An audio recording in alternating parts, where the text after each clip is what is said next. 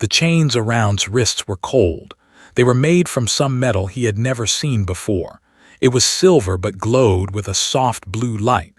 The chains did not rattle when he moved. They seemed to absorb all sound. Two tall guards walked beside him. They were the species that had conquered half the galaxy. Their skin was pale silver and they had 4 arms instead of 2. Their eyes were large and completely black, like the empty space between stars. They did not look at. To them he was nothing, just another human prisoner. The hallway was long and dark. Strange lights floated near the ceiling. They moved slowly like fish swimming through water. The floor was smooth and black and could see his reflection in it. He looked terrible. His military uniform was torn and dirty. There was dried blood on his face. He had not eaten in 2 days. But he kept his back straight. He kept his head high. He was human, and humans did not break easily. The war had lasted for 3 years.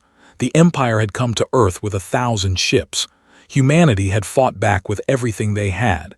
Guns, missiles, bombs, and even old weapons that had been forgotten for centuries. It was not enough. The technology was too advanced. Their shields could stop any human weapon. Their soldiers were stronger and faster. But humans were stubborn. They hid in mountains and forests. They attacked at night. They refused to surrender. They had expected to conquer Earth in 1 month. 3 years later, they were still fighting. Had been a captain in the resistance. He had led many attacks against bases. He had destroyed supply ships. He had rescued prisoners. Then one night his luck ran out. His team was ambushed. Everyone died except him. They took him alive. Now he was here, walking through the halls of the mothership. He did not know why they had not killed him yet. The guards stopped in front of 2 massive doors. The doors were black and covered with strange symbols that glowed with purple light. Slowly, they opened without any sound. Walked into the throne room. It was the largest room he had ever seen. The ceiling was so high that he could barely see it. Thousands of stood on both sides of a long walkway. They wore beautiful robes of silver and purple. They were nobles, advisors, and generals, the most powerful people in the empire. They all stared at with their dark eyes. At the end of the walkway was a throne made of crystal. It was beautiful and terrifying at the same time, and sitting on that throne was the queen. She was tall even while sitting. Her skin was darker silver than the others, almost gray. She had 6 arms instead of 4, a sign of royal blood. Her face was sharp and angular, and her eyes held no warmth. A crown of floating crystals orbited her head slowly. Was pushed forward. He walked down the long path, feeling thousands of eyes on him. His heart was beating fast, but he did not show fear. He would not give them that satisfaction. He stopped at the bottom of the steps that led to the throne. The guards forced him to his knees. The chains pulled his arms down. The queen looked at him for a long time. She did not speak. The silence in the room was heavy. Then she raised one of her hands. The room became even more quiet. "Human," she said. Her voice was cold and smooth like ice. "You have caused much trouble for my empire." Did not respond. He just looked at her. "Your species is strange," the queen continued. "You are weak. Your bodies break easily. Your technology is primitive, yet you continue to fight. 3 years and you still resist. My generals are frustrated. My soldiers are tired. This small planet has cost me more than 100 other conquests." Felt a small spark of pride. Good, he thought, let them suffer. The queen leaned forward slightly. "I have studied your kind. I have read your history. War after war after war. You fight each other. You fight nature. You fight everything. It is impressive in a primitive way." "We fight because we are free," said. His voice was rough from thirst. "And we will never stop." The nobles around him made sounds of anger. How dare a human speak to the queen? But the queen raised her hand again, and they fell silent. "Brave words," she said, "but meaningless. Your planet will fall. It is only a matter of time. However, I am tired of waiting. I want this war to end." "Then leave," said. The queen's lips curved into something that might have been a smile. "No, I have a different solution, a permanent one." She stood up from her throne. She was very tall, almost 3 meters. She walked down the steps slowly, her 6 arms moving gracefully. She stopped right in front of. "They have a tradition," she said. "When 2 empires wish to make peace, they join their bloodlines. A marriage between royal families. It creates a bond that cannot be broken." Felt confused. What did this have to do with him? The queen continued. "Earth has no royal family. Your leaders are chosen by your people. Strange, but not important. What matters is that I need a human, a strong human, one who has proven themselves in battle, one who represents the spirit of your species." A cold feeling spread through his chest. "My daughter, princess, is of age to marry," the queen said, "and you, human, will be her husband." The room erupted in chaos. Nobles shouted in anger and shock. Some laughed at the absurdity. A human marrying a princess. It was unthinkable. It was disgusting. It was impossible. But the queen raised all 6 of her arms, and silence returned. "This is my decision," she said, her voice hard as stone. "The human will marry my daughter. Their union will bring peace. Earth will join the empire not as a conquered planet but as a member. Humans will have rights. They will have protection. The war will end." His mind was spinning. This could not be real. He was a soldier, not a diplomat, not a prince. He was supposed to die fighting, not get married to an alien princess. "And if I refuse?" he asked. The queen looked down at him. Her dark eyes showed no emotion. "Then the war continues. My patience ends. I will order my fleet to destroy every human city, every farm, every forest. I will turn your planet into ash and dust. Billions will die. Your species will become nothing but a memory." Felt the weight of those words. Billions of lives, his family, his friends, everyone he had ever known. "You have 1 day to decide," the queen said. "Choose wisely, human." She turned and walked back to her throne. The guards grabbed and pulled him to his feet. As they dragged him away, his mind raced with impossible thoughts. He was just one man, one small human in a vast galaxy, and somehow the fate of his entire species now rested on his shoulders. The doors closed behind him, and was left alone with his chains and his impossible choice. Did not sleep that night. He sat in his cell and stared at the wall. The cell was small but clean. They had given him food and water. They had even removed his chains. It seemed they wanted him healthy for the wedding. The wedding.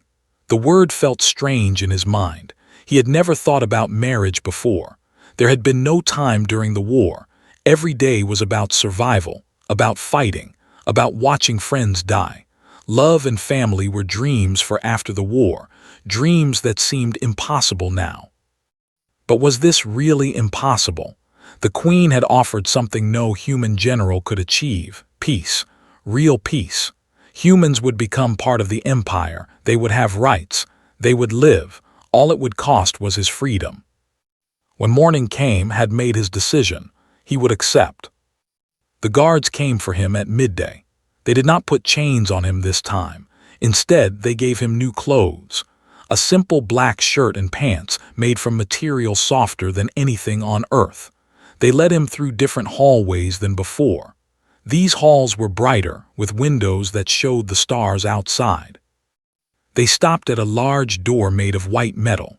One of the guards pressed a symbol on the wall, and the door slid open. "The princess is inside," the guard said. "You will meet her now." Took a deep breath and walked in. The room was a garden. Real plants grew everywhere, reaching toward lights on the ceiling that mimicked sunlight. There were flowers he had never seen before, with petals that changed color as he watched. A small stream flowed through the middle of the room, its water crystal clear. And standing beside the stream was Princess. She was different from other he had seen, smaller for one thing. She was only slightly taller than him, maybe 2 meters. Her skin was lighter silver, almost white, and it seemed to glow softly. She had 4 arms like most, but they were slender and graceful.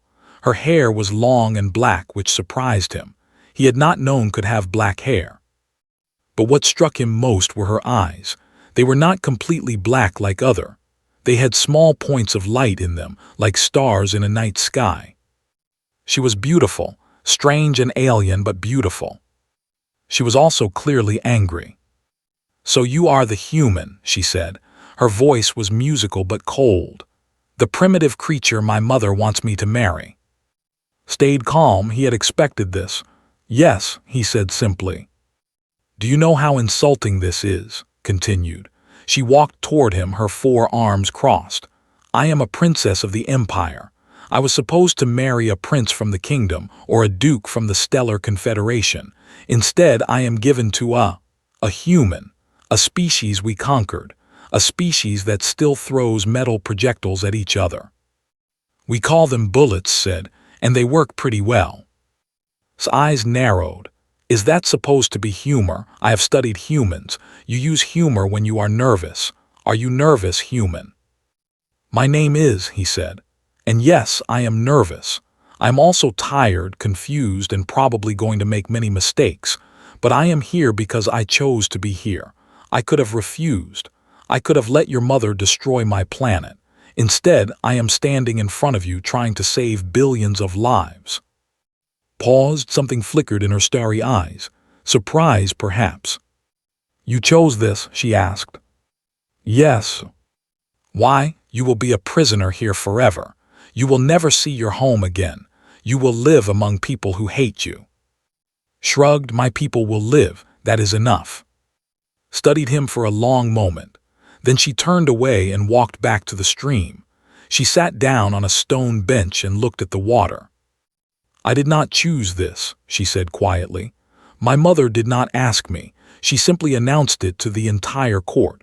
I found out at the same time as everyone else."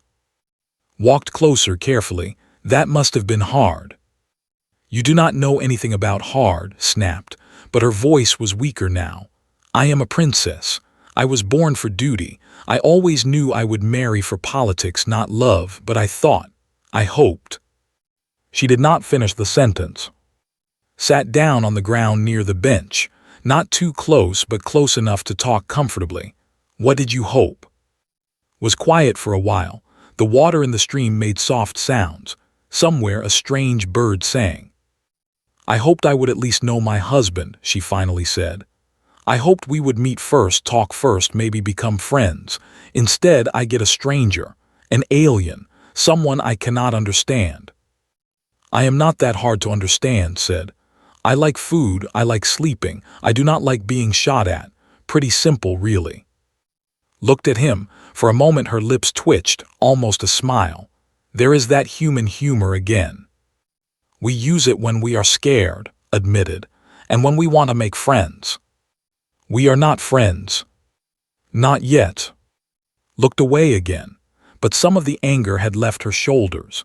She seemed smaller now, younger, realized that despite her royal title, she was just as trapped as he was. "The other nobles hate this arrangement," said. "They think humans are beneath us, animals pretending to be intelligent. They will try to hurt you." "I am used to people trying to hurt me." "Not like this. In the court they use words and politics. They will try to humiliate you, make you look foolish, prove that humans are not worthy." Nodded slowly. "Will you help me?" Turned to stare at him. "Why would I help you?" "Because we are in this together," he said.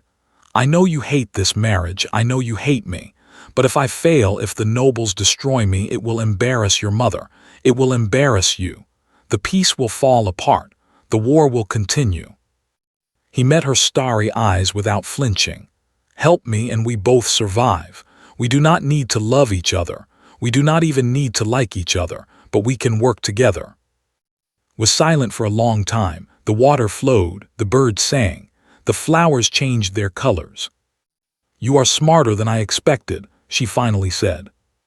"Humans are full of surprises." Stood up, she walked to a nearby flower and touched it gently with one of her hands. My mother says humans are adaptable, that you survived on your planet by changing yourselves. Is that true? Yes, said. We lived in deserts and jungles and frozen lands. We built tools when we needed them. We learned new things when the old ways stopped working. We adapted. Can you adapt to this? To living among to being married to someone like me? Stood up and walked to stand beside her. The flower between them shifted from blue to purple to gold. I can try, he said honestly. I cannot promise I will succeed, but I will try. Looked at him. For the first time her expression was not angry or cold, it was curious. I have never met someone like you, she said. I have never met anyone like you either. They stood there in silence, two strangers from different worlds, both trapped by duty and politics. Neither of them wanted this. Neither of them had chosen this. But perhaps, just perhaps, they could survive it together. I will help you, said finally. Not because I like you, but because you are right. We are in this together. Nodded, thank you. Do not thank me yet, said. The nobles will demand trials before the wedding, tests to prove your worth. They will make them as hard as possible. Many have died in these trials. I am used to difficult tests. Shook her head. Not like these, but maybe that human adaptability will save you. She turned and walked toward the door. At the threshold, she paused and looked back. Rest well, human. The trials begin tomorrow. Then she was gone, and was alone in the garden with the strange flowers and the singing birds. He sat down beside the stream and looked at his reflection in the water. Tomorrow he would face impossible challenges. He would fight for his life, for his people, and for a future he never imagined. But today he had made an ally. It was a small victory, but it was something.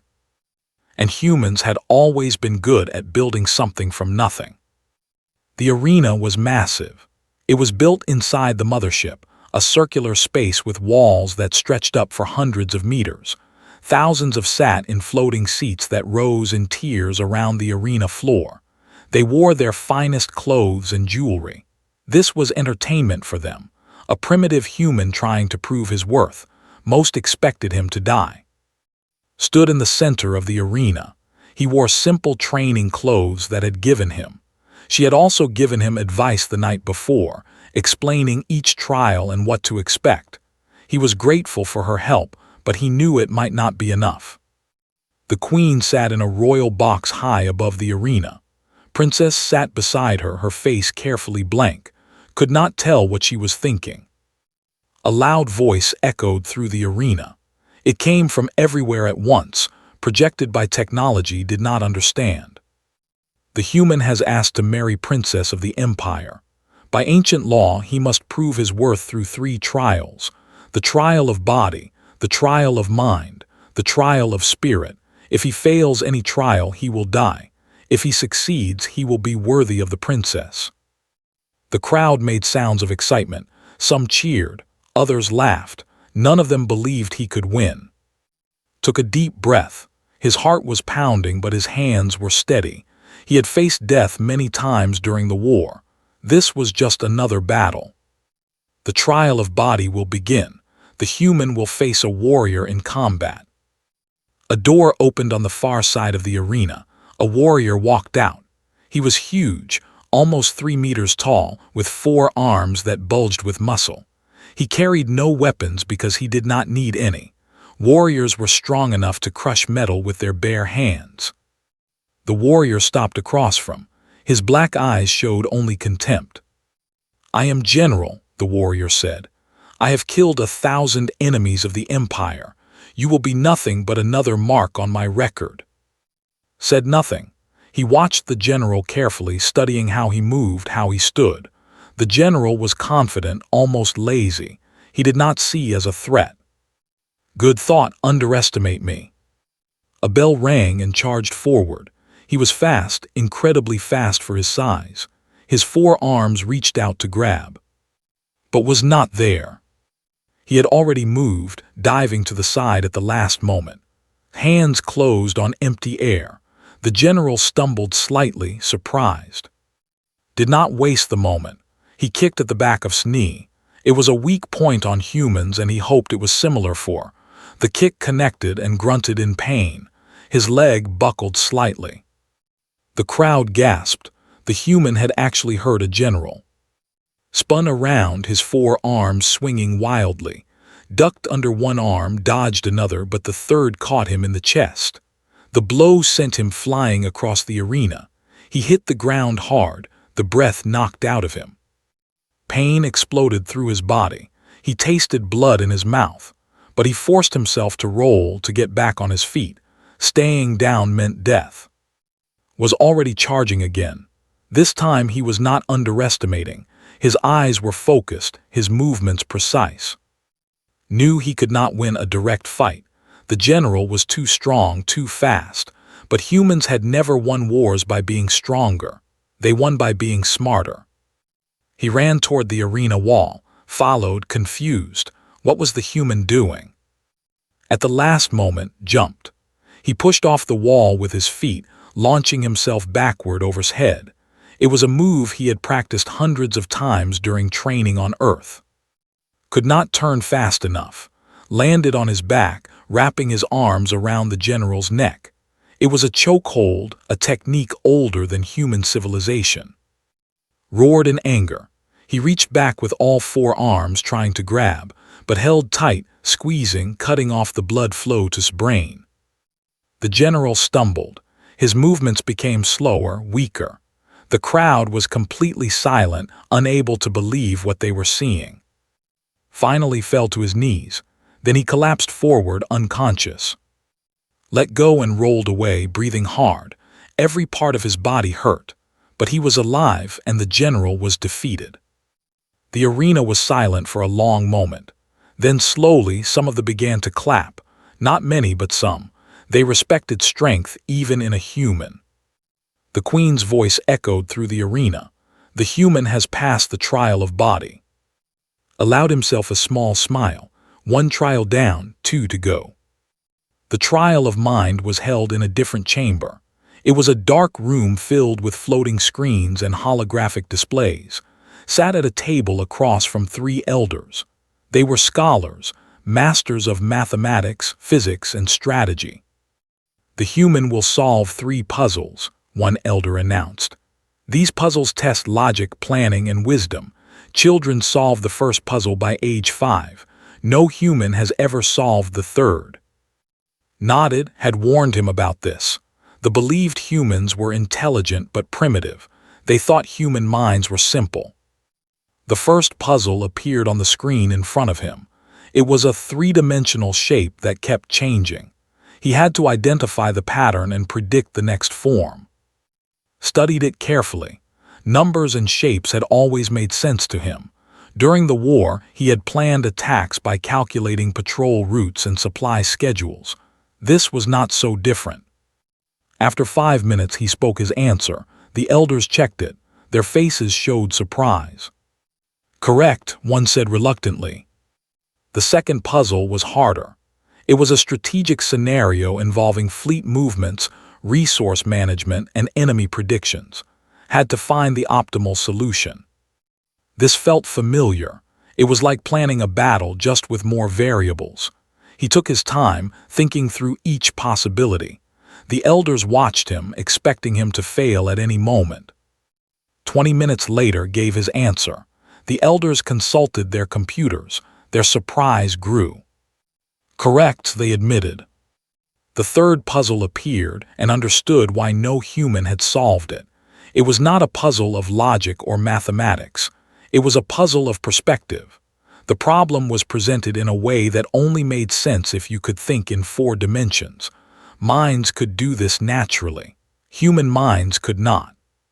Stared at the puzzle. The clock was ticking. The elders smiled smugly, waiting for his failure. But did not try to think in 4 dimensions. Instead, he did something human. He broke the rules. He asked for paper and a pen. The elders were confused but provided them. Began drawing, converting the 4-dimensional problem into a series of 2-dimensional slices. It was messy, imperfect and completely unorthodox. But slowly the answer revealed itself. "The answer is 7, said. The elders checked. Their faces went pale. "That is correct," one whispered. "How did you? That method is not supposed to work." "Humans are creative," said. "When we cannot solve a problem one way, we find another way." The trial of spirit was the final test. It was held back in the main arena, and this time there was no opponent to fight, no puzzle to solve. Instead, there was a machine. It was a tall cylinder of glass and metal filled with strange light. Had told him about this. The machine would test his endurance, his willpower, his ability to withstand pain. "The human will enter the chamber of spirit," the announcer said. "The chamber will cause pain, immense pain. The human must stay inside until the machine stops. If he leaves early, he fails." Walked toward the chamber. He had been tortured before during the war. He knew pain. He knew how to survive it. He stepped inside. The glass door closed behind him. Then the pain began. It was like fire and ice at the same time. It was like being crushed and torn apart. It was every terrible sensation he had ever felt all at once. He could not see, could not think, could not breathe. But he did not move. He did not scream. He thought about his family on Earth, his mother who had taught him to be strong, his father who had taught him to never give up, his friends who had died in the war, believing that someday humanity would be free. He thought about the billions of people depending on him, children who would grow up in peace, families who would stay together, a future where humans and lived side by side. The pain continued. Minutes felt like hours. His body screamed at him to escape, to run, to end the suffering. But he stayed. Finally, after an eternity, the pain stopped. The door opened, stumbled out and fell to his knees. His body was shaking. Tears streamed down his face, but he was still alive. The arena was completely silent. Every stared at him with wide eyes. The queen stood up in her box. Her voice rang out across the arena. "The human has passed all 3 trials. He has proven himself worthy." The silence continued for another moment. Then slowly they began to clap. First a few, then more, then thousands. It was not enthusiastic, but it was genuine. Looked up at the royal box, was staring at him, and for the first time since they met she was smiling. He had done it. Against all odds, against all expectations, a simple human had proven himself to the galaxy. The wedding would proceed, and humanity would have a future among the stars. 3 weeks had passed since the trials. The wedding was scheduled for the end of the month and was expected to learn customs before then. This meant spending every day with Princess. At first, their meetings were awkward and formal. Would teach him how to eat properly at royal dinners, how to bow to different ranks of nobility, how to speak without offending anyone. Tried his best, but he made many mistakes. He used the wrong hand to greet a duke. He sat in a seat reserved for military heroes. He accidentally insulted an ambassador by complimenting her scales, not knowing that was inappropriate. But was patient. She corrected him gently without anger or frustration, and slowly began to notice something. She was not just teaching him, she was protecting him. When nobles made cruel jokes about humans, would change the subject. When servants tried to give him the worst food, would switch plates with him. When important officials refused to speak to him, would translate their silence into diplomatic words. One evening, after a particularly difficult dinner, found in the garden where they had first met.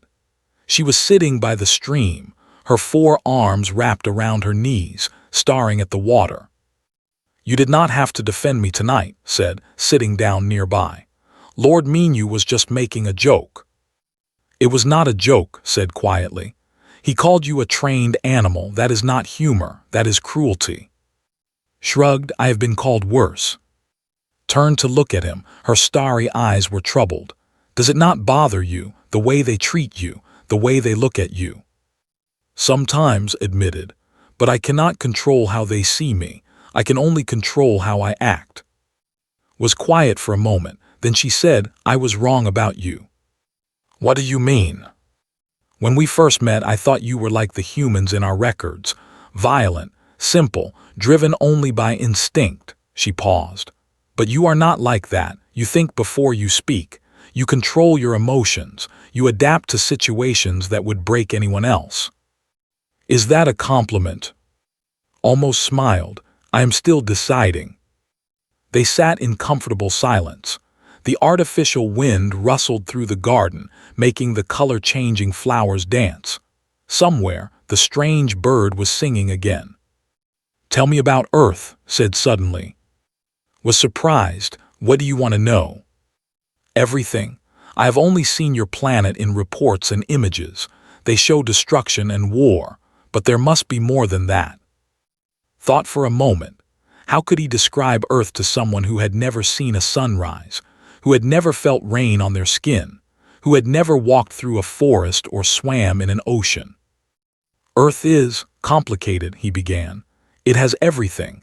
Mountains so tall they touch the clouds, deserts so hot that nothing can survive, oceans so deep that we still do not know what lives there, and everywhere life.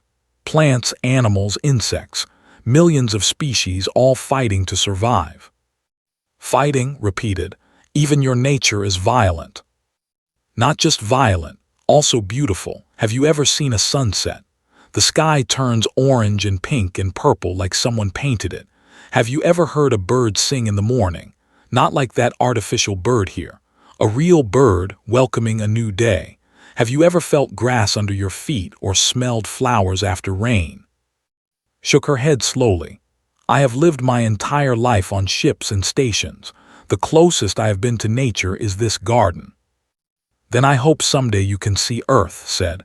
When the war is over, when peace is real, I would like to show you the ocean. I think you would like it. Looked at him with an expression he could not read. You would want me to visit your home, even after everything my people have done. You are not your people, said.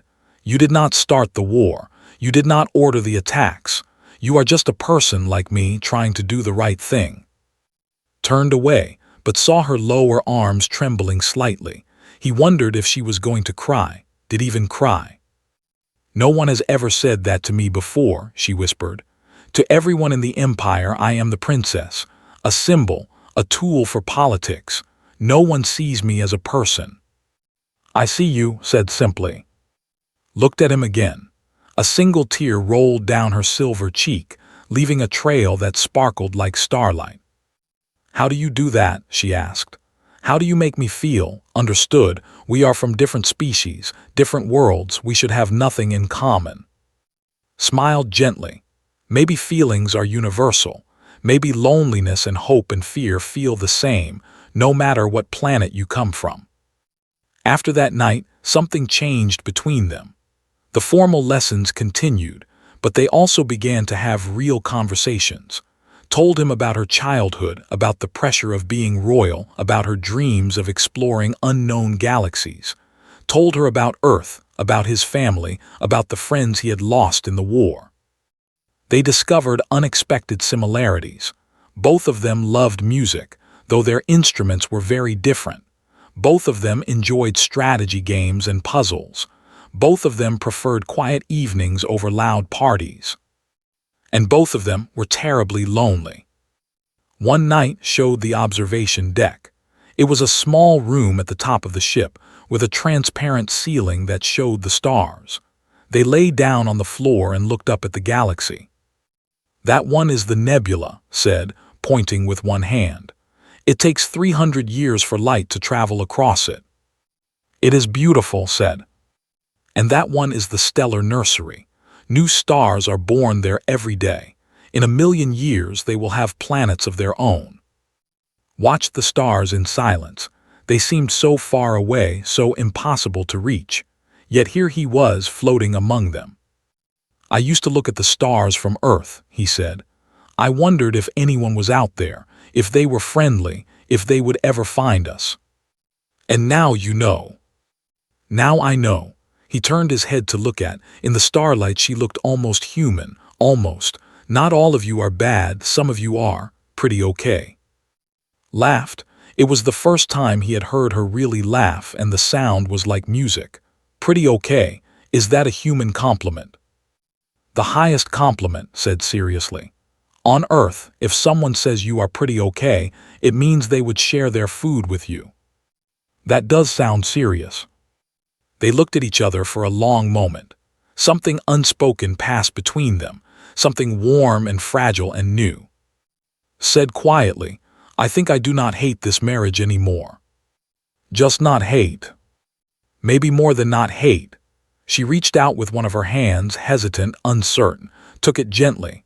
Her skin was cool and smooth like polished stone. I was supposed to marry a stranger, continued. Someone I would never understand. Someone who would never understand me, but you try, you really try, and somehow you see me. You are easy to see, said. You just needed someone to look. Moved closer to him. Their shoulders touched. Above them, the stars burned with ancient light. I am scared, admitted. The wedding is in 2 days. After that, everything changes. We will be partners for life. Our species will be connected forever. Are you scared of me?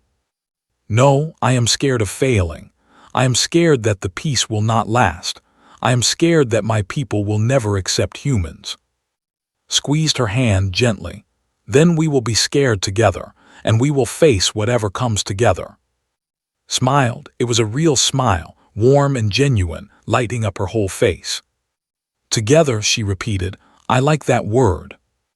They stayed on the observation deck until the ship rotated and new stars filled the sky. They did not talk much more. They did not need to. Sometimes silence was enough. When they finally got up to leave, stopped at the door. She said, thank you. For what? For choosing this, for being kind, for being you, she paused. I think my mother made a good decision, even if she did not know it at the time. Felt warmth spread through his chest. It was a strange feeling, one he had almost forgotten. Hope, maybe even happiness. I think she did too, he said. Reached up with one hand and touched his face gently. Her cool fingers traced his cheek. 2 more days, she said, and then we face the universe together. I cannot wait, said, and he meant it. They walked back to their quarters through the quiet halls of the ship. Their hands were still joined, human fingers intertwined with one's. It was strange, it was unexpected, it was probably impossible. But somehow, against all odds, it was also real. And real was more than either of them had ever dared to hope for. The wedding day arrived with great ceremony.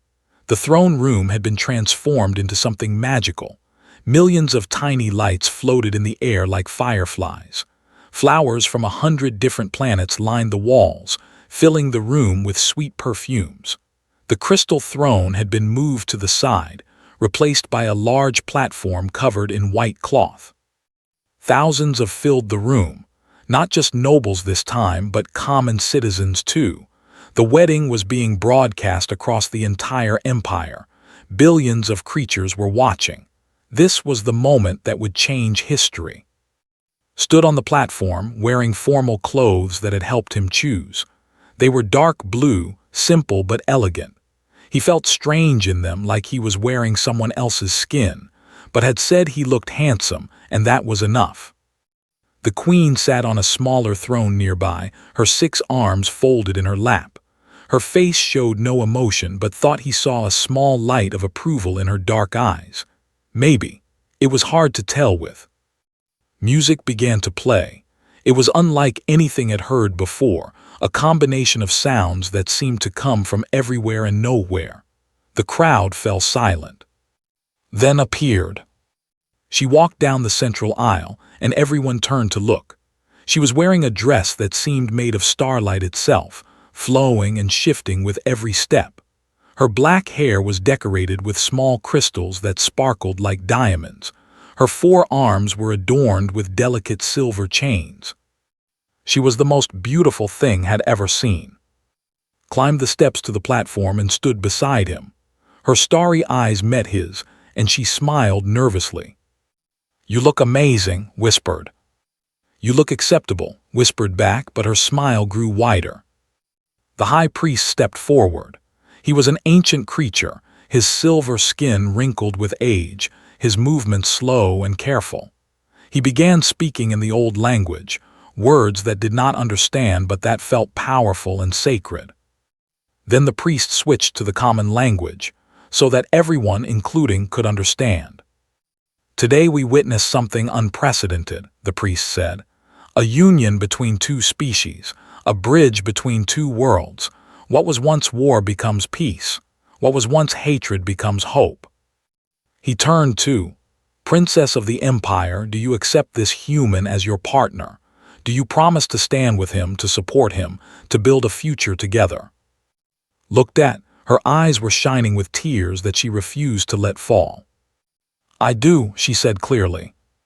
The priest turned to, "Human of Earth, do you accept this as your partner? Do you promise to stand with her, to support her, to build a future together?"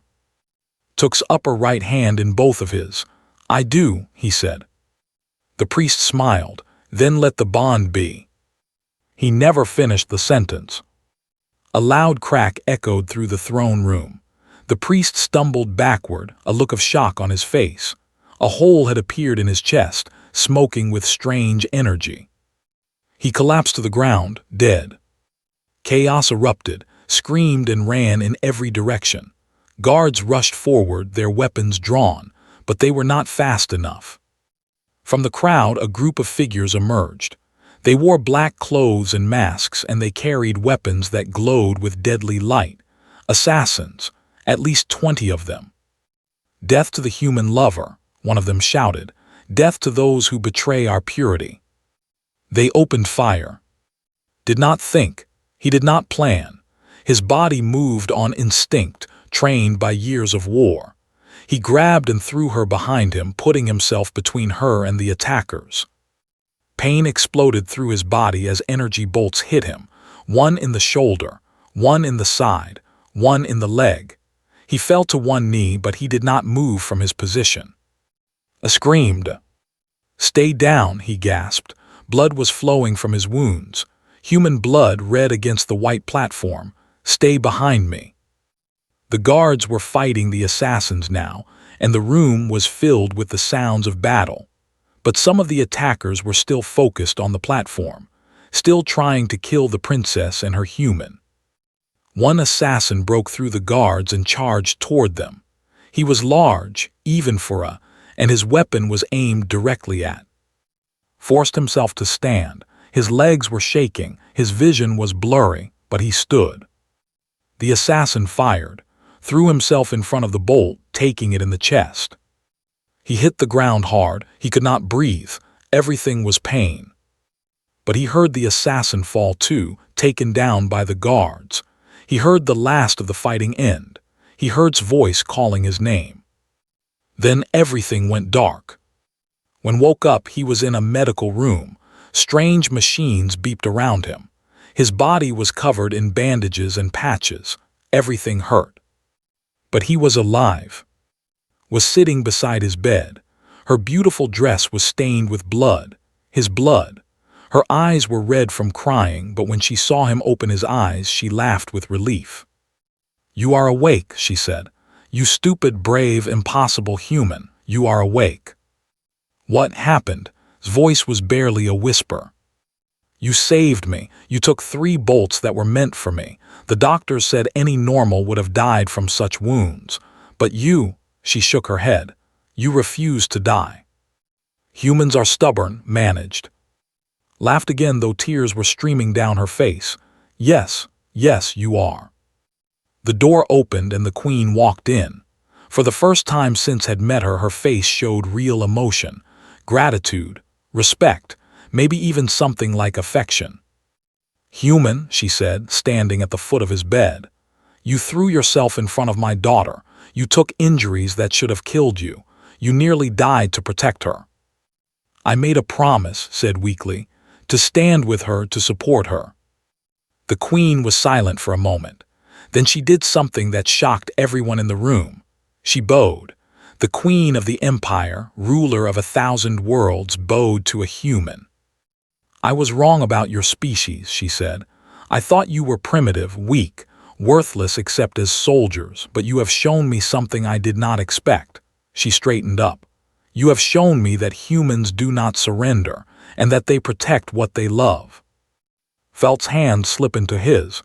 He squeezed it gently. "The wedding was interrupted," the queen continued. "But the ceremony does not need to be repeated.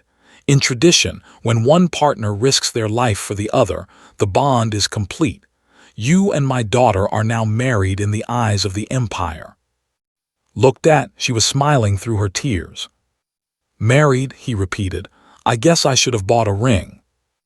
Laughed and leaned down to press her forehead against his.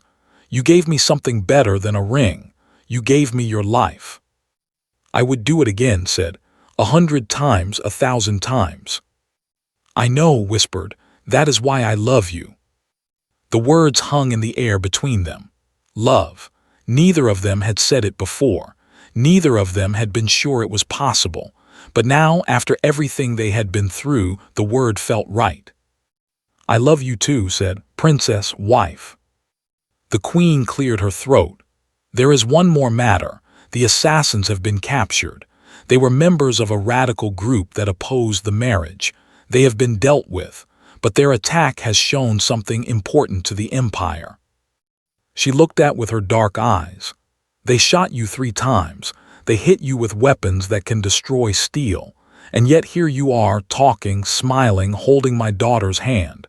Your species should not be able to survive such things. But you did." "Humans are harder to kill than you think," said. "Yes, and perhaps that is why we could not conquer your planet. Perhaps that is why you will be valuable allies." The queen almost smiled. "My daughter has chosen well, and so have I." She turned and walked toward the door. Before leaving, she looked back one more time. "Welcome to the family, human. Do not make me regret this." Then she was gone. Climbed onto the bed carefully, lying beside without touching his wounds. They lay together, looking at the ceiling. "What happens now?" asked. "Now we heal. Then we go to Earth to announce the peace officially. Then we begin building a new future." Turned her head to look at him. "Together." "Together," agreed. Outside the medical room, the empire was changing. News of the humans' bravery spread across every planet, every station, every ship. The story of how a single man had risked everything to protect someone he loved. How he had faced death and refused to fall. Not everyone accepted it. Some still hated humans. Some would never change. But many looked at the story differently now. Maybe humans were not just primitive warriors. Maybe they had something valuable to offer. And far away on a blue planet called Earth, billions of humans looked up at the stars with new hope. The war was over. The future was uncertain but possible. And somewhere out there, one of their own had done the impossible. He had shown the galaxy what humanity meant. Closed his eyes, hand in his. His body was broken, but his spirit was strong.